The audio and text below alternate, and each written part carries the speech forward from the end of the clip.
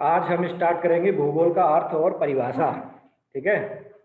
इसमें है भूगोल मतलब ज्योग्राफी, वह शास्त्र है जिसके अध्ययन से पृथ्वी के ऊपरी स्वरूप और उसके प्राकृतिक व्यवहार, जैसे पहाड़, उस दिन मैंने बताया था आपको, पहाड़ है, महाद्वीप है, देश है, राज्य है, नगर है, नदी है, महासागर है, समुद्र है, झील है, जल डमरू मध्य है, उल्कापात है, वन है, प्राकृतिक संसाधन है, सभी का मतलब इसमें ज्ञान प्राप्त होता है। ठीक है।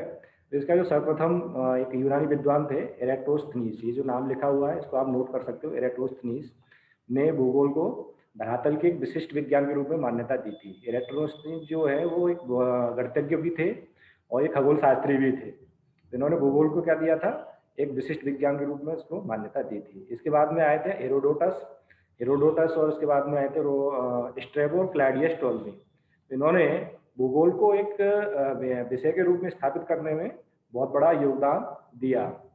इसके बाद में है, अब देखो सबसे बड़ी बात, जब हम अध्ययन करते हैं भूगोल का तो उसमें क्या होता है कि भूगोल में कहाँ, कब, कैसे, क्यों एवं कितने, इन प्रश्नों का उचित मतलब व्याख्या की जाती है। कैसे कि कोई भी अगर कोई घटना घटित हो रही है तो कहाँ पर घटित हुई, कहाँ पर मतलब पृथ्वी के धरातल पर कहीं ना कहीं एक ऐसा स्थान होगा जहाँ पर मतलब वो घटना घटित हुई होगी। कब मतलब मान लीजिए सुबह हुई थी, दोपहर हुई थी, कल हुई थी, 10 तारीख को हुई थी, 5 तारीख को हुई थी, क्यों घटित हुई, उसके पीछे क्या कारण है। ठीक है ना।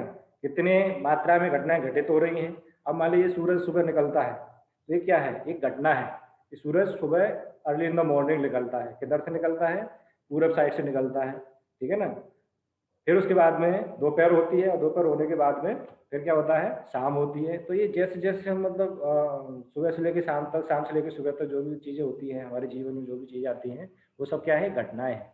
उन घटनाओं को मिला करके हम क्या करते हैं, भूगोल में एक अध्ययन करते हैं कि सूरज का निकलना, बारिश का होना, पेड़ का उगना, प्राकृतिक वनस्पति का उगना, ये सारी चीज़ें हम क्या कर रहे हैं, एक घटना के रूप में ले रहे हैं और इन घटनाओं का ही अध्ययन भूगोल के अंतर्गत किया जाता है। और ये सारी की सारी घटनाएं कहाँ पर घटित होती हैं, पृथ्वी के धरातल पर। ठीक है ना।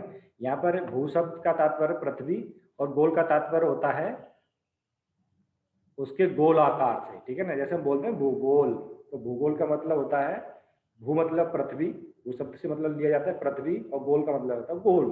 तो पृथ्वी गोल है, भूगोल का मतलब होता है भू, पृथ्वी गोल है।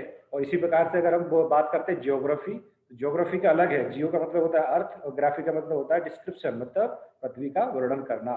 अब भूगोल के विभिन्न विद्वानों ने क्या बोलते हैं, परिभाषाएं दी हैं। इन विद्वानों में सबसे पहला नाम आता है क्लाडियस टोल्मी का। ठीक है ना। उन्होंने क्या बताया है कि भूगोल पृथ्वी की झलक को स्वर्ग में देखने वाला आवामय विज्ञान है। मतलब भूगोल एक ऐसा विषय है जो, ये ऐसा सब्जेक्ट है जो क्या करता है, पृथ्वी की झलक स्वर्ग में देखने का प्रयास करता है।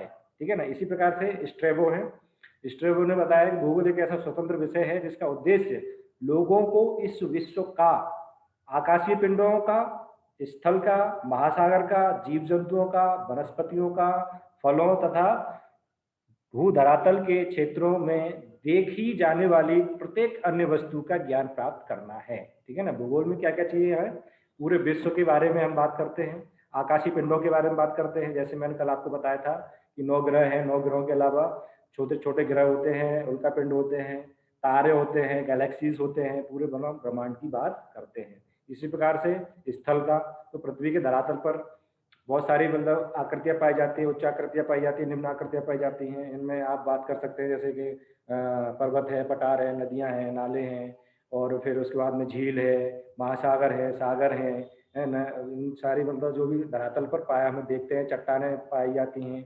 इन सबका क्या करते हैं, हम अध्ययन करते हैं भूगोल के अंतर्गत।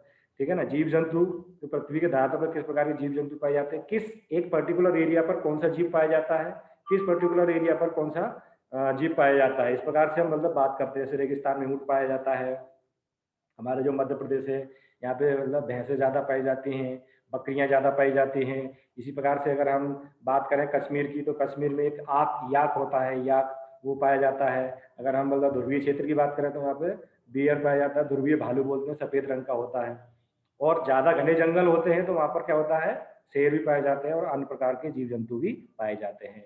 ठीक है ना। वनस्पतियाँ, किस पर्टिकुलर क्षेत्र में कौन सी वनस्पति पाई जाती है। अब हम मतलब बात करते हैं माउंटेन्स रीजन की, तो वहाँ पे ऊंचे-ऊंचे पेड़ पाए जाते हैं, अलग-अलग प्रकार के मतलब फल वाले पेड़ पौधे पाए जाते हैं। हमारे क्षेत्र में आपको शीशम का मतलब ज़्यादा मिलेगा, नीम का मिलेगा, बबूल का मिलेगा।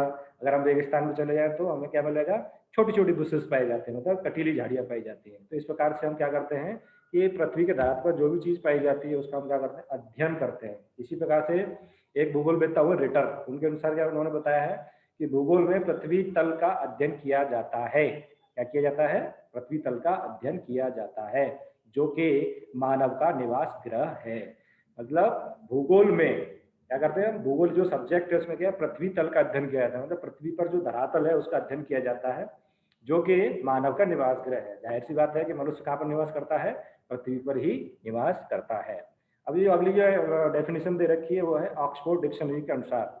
उसमें दे रखा है कि भूगोल वह विज्ञान है जो पृथ्वी के धरातल, उसके आकार, विभिन्न भौतिक आकृतियों, राजनीतिक खंडों, जलवायु तथा जनसंख्या आदि का विशद वर्णन करता है। तो यहाँ पे मतलब अलग अलग चीज़ों को अपन डिफाइन कर सकते हैं। जैसे ये है पृथ्वी का धरातल, तो पृथ्वी का धरातल मतलब हम बोलते हैं कि जैसे मान लीजिए पूरी संपूर्ण पृथ्वी की बात करें तो संपूर्ण पृथ्वी पर क्या है 70% 71% मतलब जल से ढका हुआ क्षेत्र है, और 29% जो है उस पर स्थलखंड पाया जाता है। और उस स्थलखंड में भी क्या है, अनेक अनेक प्रकार के उच्चावच पाए जाते हैं। प्रथम प्रकार के उच्चावच हैं, द्वितीय प्रकार के उच्चावच हैं, तृतीय प्रकार के उच्चावच हैं।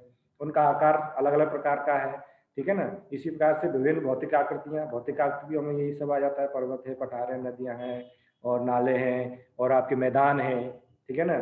और समुद्री किनारे हैं, समुद्र आ जाते हैं। इस प्रकार की विभिन्न भौतिक आकृतियां होती हैं। फिर है आपका राजनीतिक खंड। तो पूरे विश्व को हमने पॉलिटिकली किस प्रकार से डिवाइड किया है। आपने सुना होगा कि हमारे पूरे विश्व में 7 बड़े महाद्वीप पाए जाते हैं, है ना। तो जो 7 बड़े महाद्वीप हैं उनको हमने कैसे किससे डिवाइड किया है, पॉलिटिकली डिवाइड किया है, ठीक है ना। इसी प्रकार से जलवायु, तो किस महाद्वीप में किस प्रकार की जलवायु पाई जाती है। जैसे हमारे भारत देश में देख लीजिए आप, जम्मू कश्मीर में ठंडी जलवायु पाई जाती है, रेगिस्तान में गर्म जलवायु पाई जाती है। और अगर हम साउथ की बात करें, मतलब दक्षिण का जो पठार है, तो उसमें क्या है, एक सम जलवायु पाई जाती है, न ज़्यादा गर्म न ज़्यादा ठंडा, ठीक है ना। इसी प्रकार से जनसंख्या, तो जनसंख्या किस क्षेत्र में ज़्यादा निवास करती है और किस क्षेत्र में कम निवास करती है। और ज़्यादा निवास करती है तो उसके पीछे क्या कारण है, और कम निवास करती है तो उसके पीछे क्या कारण है, ठीक है ना। इसको हम करते हैं इसी प्रकार से।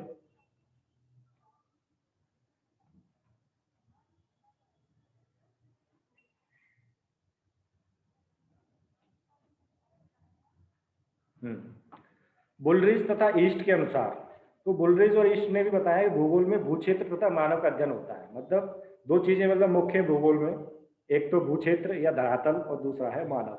तो भूगोल का विषय क्षेत्र संपूर्ण पृथ्वी भूगोल का अध्ययन क्षेत्र है, ठीक है ना। भूगोल का जो विषय क्षेत्र की बात करते हैं तो संपूर्ण पृथ्वी मतलब पूरी पृथ्वी भूगोल का अध्ययन क्षेत्र के अंतर्गत आती है। जहाँ पर हम बात करते हैं स्थलमंडल की, स्थलमंडल में मैंने बताया अभी पर्वत पठार और मैदान ये सब आते हैं।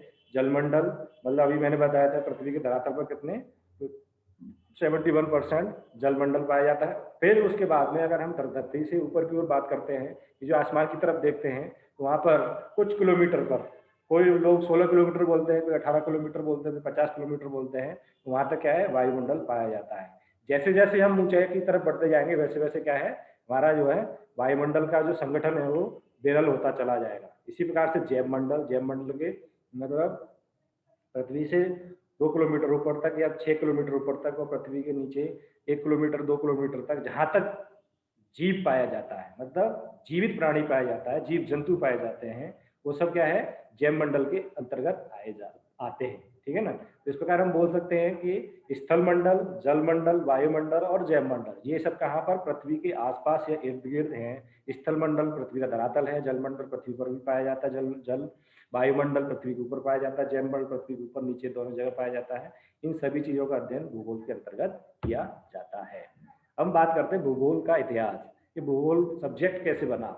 तो सबसे पहले हम बात करेंगे, भूगोल एक प्राचीनतम विज्ञान है और इसकी नींव प्रारंभिक यूनानी विद्वानों के कार्यों में दिखाई पड़ती है।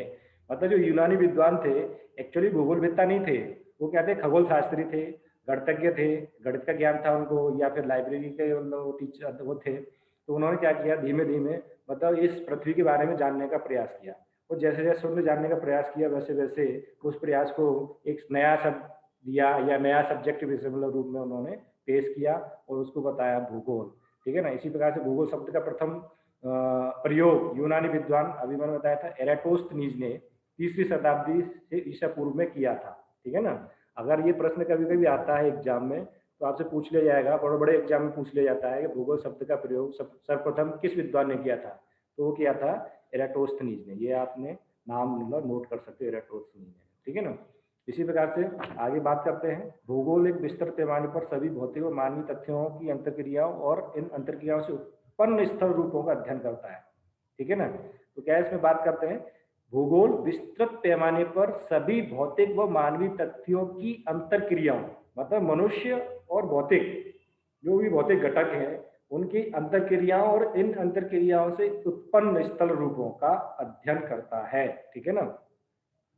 तो पृथ्वी के धरातल पर जो भी स्थल रूप पाए जाते हैं, जैसे हम बात करते हैं, जैसे आज हिमालय है, वहाँ पर आज कई वर्षों पूर्व, लाखों वर्षों पूर्व हिमालय नहीं था, वहाँ पर एक महासागर था, उसका नाम था तैतीस महासागर पे मतलब क्या हुआ कि दो प्लेटें आपस में टकराने लगी और टकराने से क्या है, तो जमीन धीमे धीमे उठने लग गई, ठीक है ना।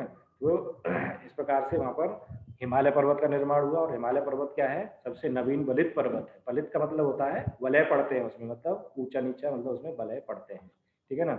फिर उसके बाद बात करते हैं, ये बताता है कि कैसे, क्यों, कहाँ मानवीय व प्राकृतिक क्रियाकल्पों का उद्भव। अब हम पृथ्वी का जो भी धरातल है उसकी बात करें तो प्रत्येक जगह पर प्रत्येक प्रकार की संस्कृति, प्रत्येक जगह पर प्रत्येक जगह तरह की प्राकृतिक वातावरण नहीं है, संस्कृति नहीं है, जीवन यापन करने की उसके पास में संभावनाएं कम है।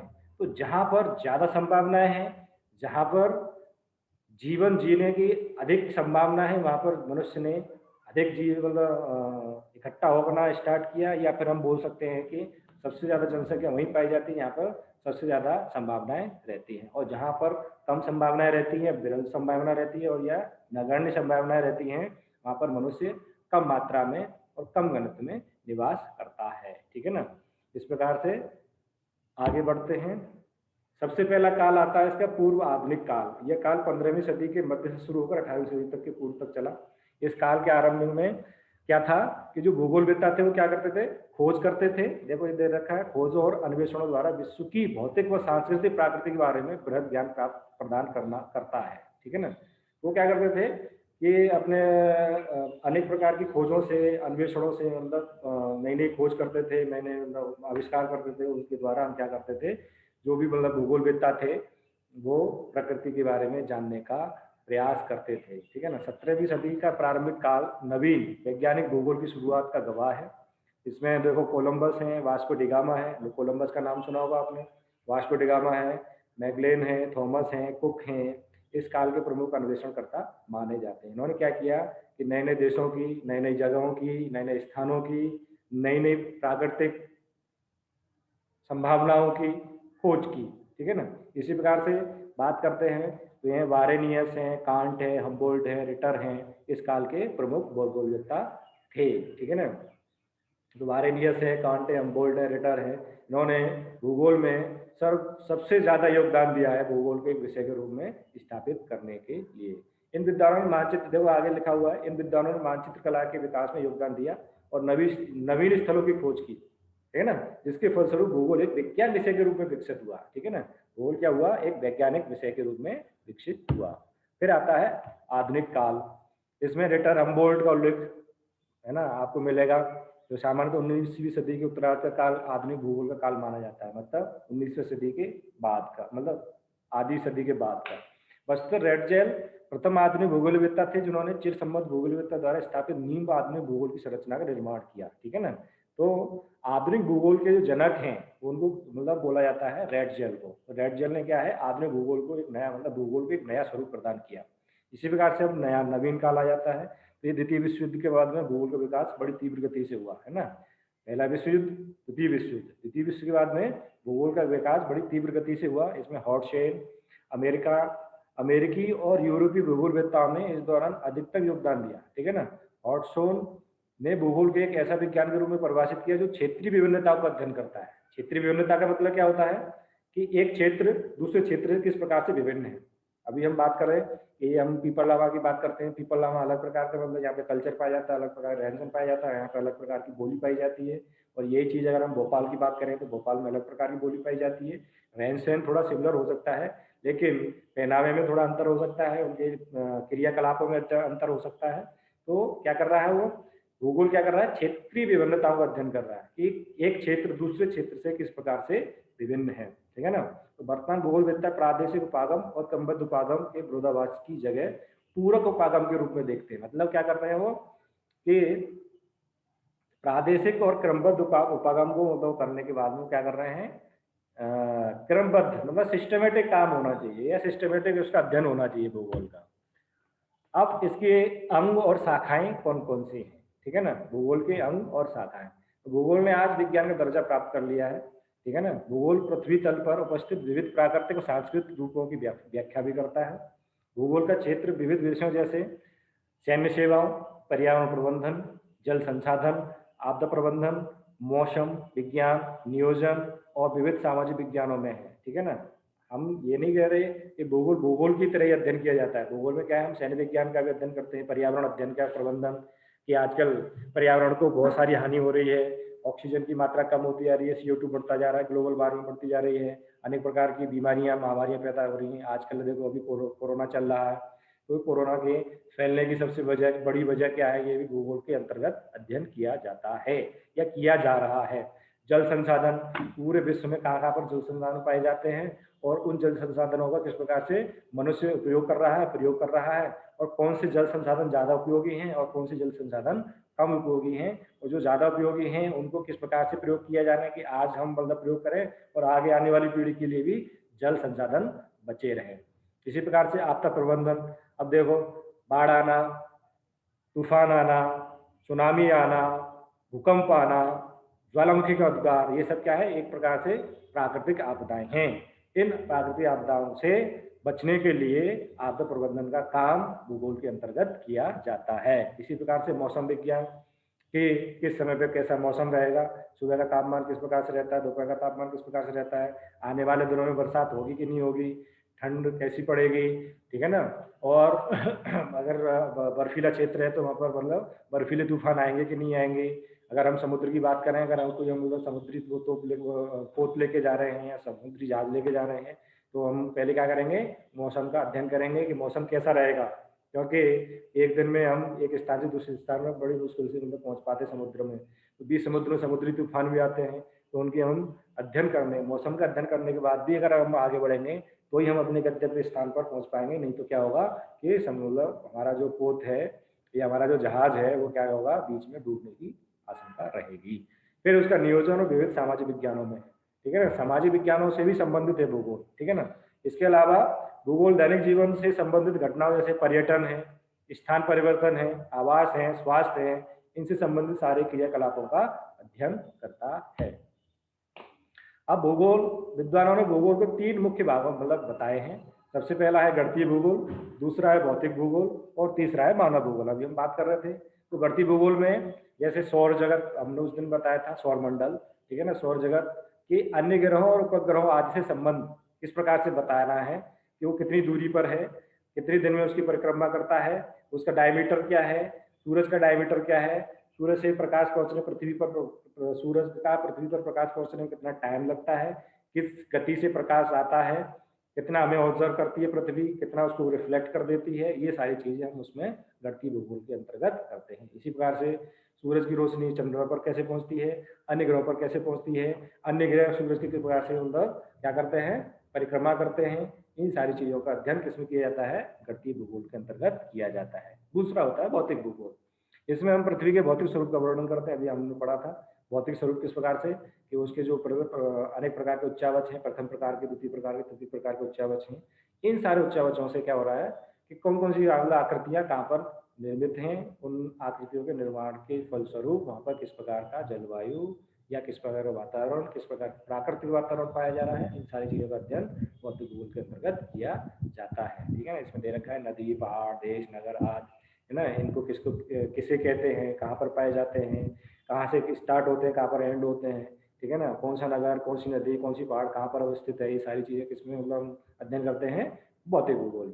इसी प्रकार से मानव भूगोल, इसके अंतर्गत राजनीतिक भूगोल भी आता है ना, इसके अंतर्गत शासन भी आता है, भाषा भी आती है, जाति भी आती है, सभ्यता भी आती है, अर्थ भी आता है, इसमें सैन्य भी आता है, कौन सा विभाग कहाँ पर है ना, सारी की सारी जितने भी मतलब मनुष्य से संबंधित जितने भी मतलब विज्ञान है ना, सारे के सारे किसमें आते हैं, मानव भूगोल के अंतर्गत आते हैं। अब बात करते हैं भौतिक भूगोल की। तो भौतिक भूगोल में विभिन्न उसकी शाखाएं हैं, इसमें आप देख सकते हो। शास्त्रीय अंग है स्थलाकृति, हिमक्रिया विज्ञान, तटीय स्थल, भूस्पंदन शास्त्र, समुद्र विज्ञान, वायु विज्ञान, मृत्तिका विज्ञान, जीव विज्ञान, चिकित्सा भूगोल, प्रलिपि शास्त्र आदि है। ठीक है ना। भूगोल भौतिक भूगोल की ही एक शाखा है, उसको बोलते हैं भूआकृति यानी स्थलाकृति विज्ञान। ठीक है ना। तो स्थलाकृति विज्ञान ही भौतिक भूगोल की ही शाखा है, जिसमें देखो बताया है पृथ्वी पर क्या है, 7 महाद्वीप हैं। इसमें एशिया है, यूरोप है, अफ्रीका है, उत्तरी अमेरिका है, दक्षिण अमेरिका है, ऑस्ट्रेलिया है और अंटार्कटिका है। ये प्रश्न पूछ लिया जाता है कि हमारी पृथ्वी पर कितने महाद्वीप पाए जाते हैं, तो आपको कितना बताना है, 7। इसमें क्या है, एशिया है, यूरोप है, अफ्रीका है, उत्तरी अमेरिका है, दक्षिण अमेरिका है, ऑस्ट्रेलिया है और अंटार्कटिका है। इसी प्रकार से पृथ्वी पर 5 बड़े महासागर पाए जाते हैं, उसमें अटलांटिक महासागर है, हिंद महासागर है, प्रशांत महासागर है, आर्कटिक महासागर है और दक्षिणी महासागर है। ठीक है ना। लेकिन मुख्य इसमें 4 ही है, अटलांटिक, हिंद महासागर, प्रशांत महासागर और आर्कटिक महासागर। इसमें सबसे बड़ा जो है वो है प्रशांत महासागर। इसी प्रकार से महाद्वीप की बात करें तो इसमें जो क्षेत्रफल के हिसाब से सबसे बड़ा जो है वो एशिया महाद्वीप है, क्षेत्रफल के हिसाब से भी और जनसंख्या के हिसाब से भी। इसी भौतिक भूगोल में आता है महासागरीय विज्ञान, इसको बोलते हैं इंग्लिश में ओशियोनोग्राफी। इसमें ज्वार भाटा किस प्रकार से आता है, लवणता कैसी पाई जाती है मतलब महासागर के पानी में, इस प्रकार से खारा पानी क्यों पाया जाता है, कहाँ पे ज़्यादा खारा पानी पाया जाता है, कहाँ पर कम खारा पानी पाया जाता है, समुद्र का जो मतलब धरातल है या मतलब तली है वो किस प्रकार का, उसमें क्या है क्या बोलते हैं उच्चावच किस प्रकार का है। इसी प्रकार से महासागरीय तरंगें किस प्रकार से मतलब उत्पन्न होती हैं, लहरें किस प्रकार से चलती हैं, लहरों में मतलब सुनामी किस प्रकार से आता है ना। और फिर एक स्थान से दूसरे स्थान पर मतलब मूव करता है पानी, तो उसमें डिपोजिशन होता है, निक्षेप होता है, तो महासागरीय निक्षेप किस प्रकार से मतलब अलग अलग प्रकार के निक्षेप करता है, उससे कौन कौन सी आकृतियां मतलब पानी के अंतर बनती हैं, महासागरों के अंतर्गत बनती हैं। इसी प्रकार से हमारा जलवायु विज्ञान है, जलवायु विज्ञान में वायुमंडल है, ऋतु है, तापमान है, गर्मी है, उष्णता है, क्षय है, ऊष्मा है, आर्द्रता है, ये सारी चीजें इसमें सम्मिलित की जाती हैं। मानव भूगोल, मानव भूगोल भी भूगोल की वह शाखा है जो मानव समाज के क्रियाकलापों और उसके परिणामों से बने भौगोलिक प्रतिरूपों का अध्ययन करता है। ठीक है ना। इसके अंतर्गत मानव के राजनीतिक, सांस्कृतिक और सामाजिक तथा आर्थिक पहलू आते हैं। मानव भूगोल को अनेक श्रेणियों में बांटा जा सकता है, जैसे आर्थिक भूगोल है, राजनीतिक भूगोल है, जनसंख्या भूगोल है, सांस्कृतिक भूगोल है, कृषि भूगोल है, परिवहन भूगोल है, पर्यटन भूगोल है ना। इन सारे भूगोलों का अध्ययन इसमें किया जाता है।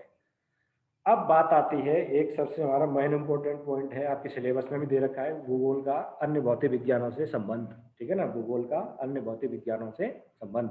ठीक है ना।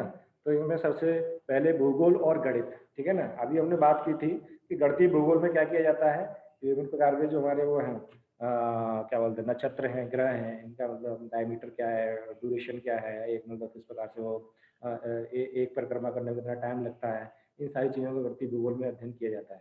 तो भूगोल की प्राय सभी शाखा, विशेष रूप से भौतिक भूगोल की शाखाओं में तथ्यों विश्लेषण में गणितीय विधियों का प्रयोग किया जाता है। ठीक है ना। तो गणितीय कैलकुलेशन किया जाता है, मैथमेटिक कैलकुलेशन किया जाता है, इसलिए गणित का और भूगोल का पास का संबंध है। अब दूसरा है भूगोल और खगोल विज्ञान। ठीक है ना, ये दे रखा है ज्योग्राफी एंड एस्ट्रोनॉमी।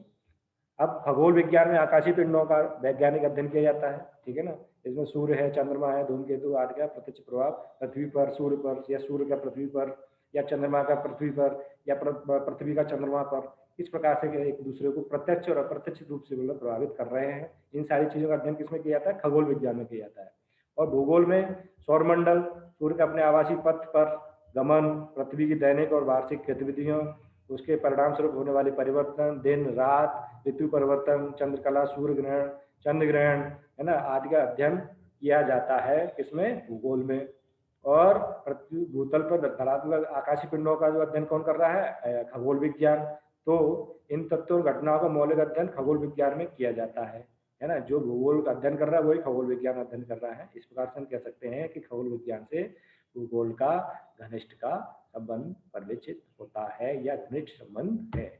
अगला है भूगोल और भूविज्ञान है ना, ज्योग्राफी एंड जियोलॉजी। अब जियोलॉजी में क्या होता है कि भूविज्ञान के पृथ्वी के संगठन, संरचना तथा इतिहास के वैज्ञानिक अध्ययन से संबंधित है। ठीक है ना, क्या है? पृथ्वी के संगठन मतलब किस प्रकार से संगठन है, संरचना, पृथ्वी की संरचना, उसका इतिहास मतलब पृथ्वी की उत्पत्ति कब हुई थी, हिस्ट्री, है ना। इससे रिलेटेड जो साइंटिफिक जो भी मतलब स्टडीज की जाती है वो सब किसमें की जाती हैं? जियोलॉजी में, है ना। और इसके अंदर पदार्थों, भूतल पर क्रियाशील शक्तियां तथा उसे उत्पन्न संरचना मतलब पृथ्वी के धरातल पर कौन कौन से बल काम कर रहे हैं, फोर्स, उस फोर्स से कौन सी घटना घटित होती है और उस घटना घटित होने से कौन सी नई संरचना का निर्माण होता है। ठीक है ना। भूपटल पर अनेक प्रकार की चट्टानें पाई जाती हैं, उनका वितरण पाया जाता है, भूवैज्ञानिक कालों को अलग अलग प्रकार से उसमें अध्ययन किया जाता है। ये सब किसमें होता है? जियोलॉजी में। और भूगोल में क्या होता है? भूगोल में भी स्थल रूपों के विश्लेषण में भूविज्ञान सिद्धांत तथा साक्ष्यों का सहारा लिया जाता है। इस प्रकार भौतिक भूगोल, विशिष्ट भू आकृति विज्ञान, जियोमॉर्फोलॉजी का भूविज्ञान से अत्यंत घनिष्ठ का संबंध है। ठीक। अब है भूगोल और मौसम विज्ञान। तो अभी मैंने बात बताई थी आपको कि भूतल को प्रभावित करने वाले भौगोलिक कारकों में जलवायु सर्वाधिक प्रभावशाली है। ठीक है ना। जहाँ पर अच्छी जलवायु पाई जाती है मनुष्य वहीं पर निवास करता है। जहाँ पर ज़्यादा खतरनाक जलवायु पाई जाती है, बोल सकते हैं कि विरल जलवायु पाई जाती है, या फिर मतलब अनुकूल जलवायु नहीं पाई जाती, वहाँ पर लोग क्या करते हैं? कम निवास करते हैं। और जहाँ पर अनुकूल जलवायु पाई जाती है वहाँ पर निवास ज़्यादा करते हैं। तो भूगोल में भी अब ऐसे मौसम विज्ञान में वायुमंडल, उसके किस प्रकार से घटित होने वाली अनेक प्रकार की भौतिक प्रक्रम है ना। स्थल मंडल, जलमंडल, विभिन्न प्रकार के प्रक्रम है।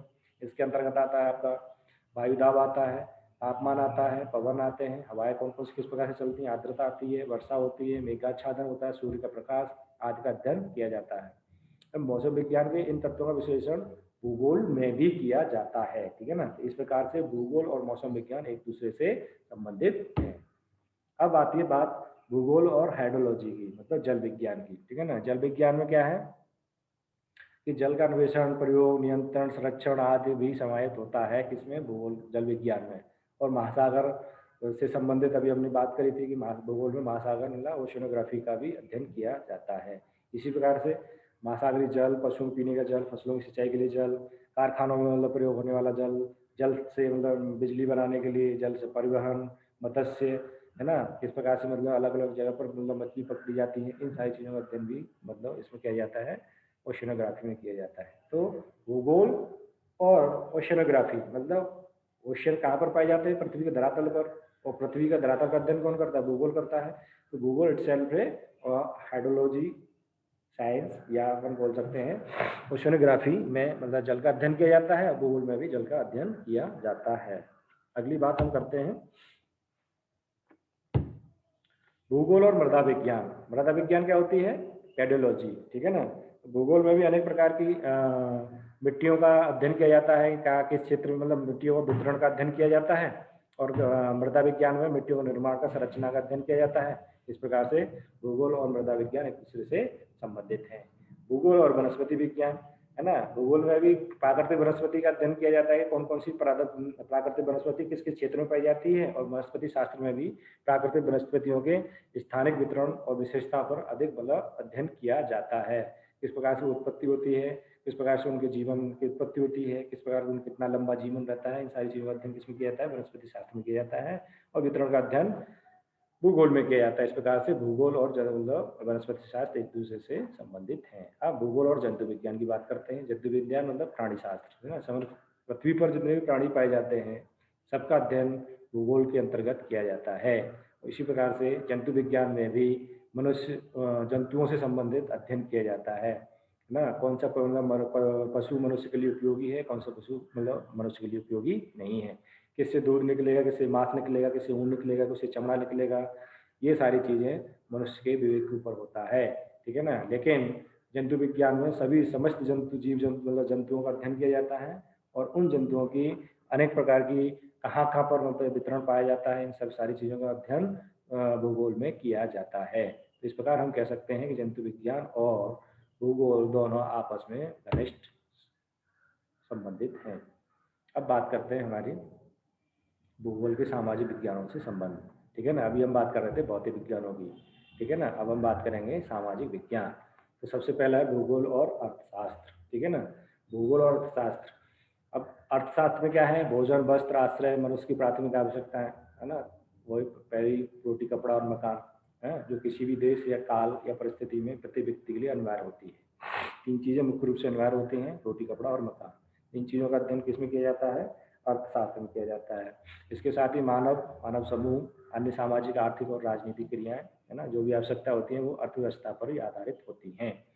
आज भी आप देख लो कि आपको अगर अच्छे कपड़े चाहिए तो उसके लिए आपके पास पैसा होना चाहिए, और पैसा कमाने के लिए आपको क्या करना है, या तो अपने घर का अनाज बेचना है या फिर आपको मतलब काम करके पैसा कमाना है, तभी आपको एक नया कपड़ा मिल सकता है। आपको खाने के लिए भी अगर भोजन चाहिए तो खेत में अन्न हो जाएगा, लेकिन बाकी की जो चीज़ें हैं, सब्जी है, मसाले हैं, तेल है, ये सारी चीज़ें आपको बाजार से खरीदनी पड़ेगी, और उसके लिए आपके पास में क्या होना चाहिए, पैसा होना चाहिए। और ये पैसा अगर होगा तभी आप मतलब ये चीज़ें खरीद सकते हैं। तो ये सारी चीज़ें किससे रिलेटेड हैं, अर्थशास्त्र से। और अर्थशास्त्र है ना कि एक जो शाखा है उसमें जन समुदाय आता है, मतलब मनुष्य आता है। मनुष्य का अध्ययन किसमें किया जाता है, मानव भूगोल में किया जाता है। और मनुष्य से संबंधित जो अर्थशास्त्र है वो आर्थिक क्रियाओं का अध्ययन कर रहा है। इसमें सबसे लास्ट की जो लाइन लिखी हुई है देख सकते हैं कि विविध आर्थिक पक्षों स्थानिक अध्ययन में, पक्षों का स्थानिक अध्ययन भूगोल की एक विशिष्ट शाखा, मतलब आर्थिक भूगोल क्या है। अर्थशास्त्र एक अलग सब्जेक्ट है, लेकिन भूगोल में आर्थिक भूगोल पढ़ा जाता है, उसमें हम मनुष्य की आर्थिक क्रियाओं का अध्ययन करते हैं। अगला है भूगोल और समाजशास्त्र। समाजशास्त्र अभी आप पढ़ रहे हो, ठीक है ना। समाजशास्त्र में क्या है, मनुष्य के सामाजिक जीवन, उसका व्यवहार, सामाजिक क्रिया का अध्ययन, जिसमें मानव समाज की उत्पत्ति, विकास, संरचना, सामाजिक संस्थाओं का अध्ययन सम्मिलित होता है, ठीक है ना। मतलब समाज से रिलेटेड जितने भी क्रियाकलाप हैं, संस्कृति है, रीति रिवाज है, धर्म है, संस्कृति है, इन सारी चीज़ों का अध्ययन किया जाता है किसके अंतर्गत, समाजशास्त्र के अंतर्गत। उन्हीं रीति रिवाजों का, परंपराओं का है ना, जो भी नियम हैं वो किस में होते हैं, भौगोलिक, मतलब क्या है, भौगोलिक पर्यावरण का उन पर क्या होता है, प्रभाव पड़ता है। जैसे जैसे हम मतलब स्थान परिवर्तन कर रहे हैं, एक स्थान से दूसरे स्थान पर जा रहे हैं, वहाँ पर संस्कृति अलग है, वहाँ की बोली अलग है, वहाँ का रहन सहन अलग है। वैसे जातियों में भी है, जनजातियाँ अलग प्रकार का मतलब पहनावा पहनती हैं, ऊंची जाति अलग प्रकार का पहनावा पहनती हैं। अन्य जो मतलब सभ्य लोग हैं जिनको बोलते हैं, अपने आप को सभ्य बोलते हैं, जो कि शहर में रहते हैं, उनका पहनावा खान पीन अलग प्रकार का रहता है। इन सारी चीज़ों का अध्ययन भूगोल के अंतर्गत किया जाता है। इस प्रकार से समाजशास्त्र और भौगोलिक दोनों आपस में क्या है, संबंधित है। अगला है भूगोल और इतिहास। कोई भी घटना घटित होती है, मतलब सुबह सूरज निकला, इसका मतलब सुबह निकला का मतलब ये इतिहास बन गया कि अंदर सुबह सूरज निकला। कोई घटना घटित हुई, एक्सीडेंट हुआ, कल एक्सीडेंट हुआ, वो घटना घटित हो गई। मतलब प्रधानमंत्री बने तो वो क्या है, एक घटना है। वो कहाँ पर बने, भारत के प्रधानमंत्री बने, कब बने, 26 जुलाई को बने, या 26 मई को बने, या 24 मई को बने, ठीक है ना। एक घटना घटित होगी, मतलब डेट फिक्स हो गई, तो इतिहास बन गया, ठीक है ना। और वो इतिहास घटना कहाँ पर घटित हुई, वो पृथ्वी के धरातल पर घटित हुई, ठीक है। किस जगह पर हुई, मान लीजिए पृथ्वी के धरातल पर, मतलब दिल्ली। दिल्ली मतलब कहाँ पर आता है, भारत में आता है। तो एक घटना का घटित होना एक काल, और घटना का घटित होना एक स्थान, काल और स्थान दोनों एक दूसरे से संबंधित हैं। इसलिए भूगोल का और इतिहास का घनिष्ठता से संबंध है। इसी प्रकार से भूगोल और राजनीति, राजनीति की अभी मैंने बात करी। अनेक प्रकार की जो राजनीतिक सीमाएं, कटक, भूभाग, संसाधन, सीमा विस्तार करना है या नहीं करना है, किस प्रकार से लोग लड़ाइयाँ करते थे पिछले उसमें, है ना। इन सारी चीज़ों का अध्ययन किया जाता है किसमें, राजनीति में। भूगोल में भी एक सब्जेक्ट है जो ज्योग्राफिकल, पॉलिटिकल ज्योग्राफी है ना, इसको बोलते हैं जियो पॉलिटिक्स, ठीक है। जिसके अंतर्गत भूतल के विभिन्न प्रदेशों की राजनीतिक प्रणाली ना, कौन सा देश किस प्रकार की राजनीति अपना करके दूसरे देश पर अधिपत्य करना चाहता है, दूसरे देश के साथ में अपने संबंध स्थापित कर लिया है, करना चाहता है। इन सारी चीज़ों का अध्ययन किसमें किया जाता है, भूगोल में किया जाता है। इस प्रकार से पॉलिटिकल साइंस और भूगोल भी एक दूसरे से संबंधित हैं, ठीक है ना। अब बात आती है भूगोल और जनांकिकी, ज्योग्राफी एंड डेमोग्राफी। जनांकिकी क्या होती है, जनसंख्या भूगोल, ठीक है ना।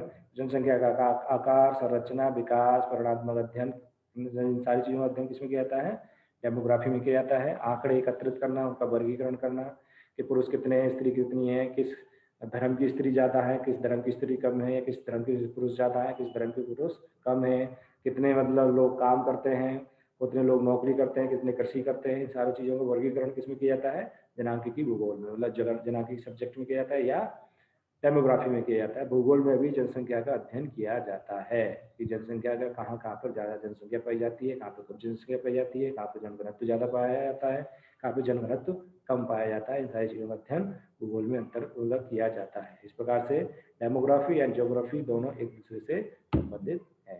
धन्यवाद। मैं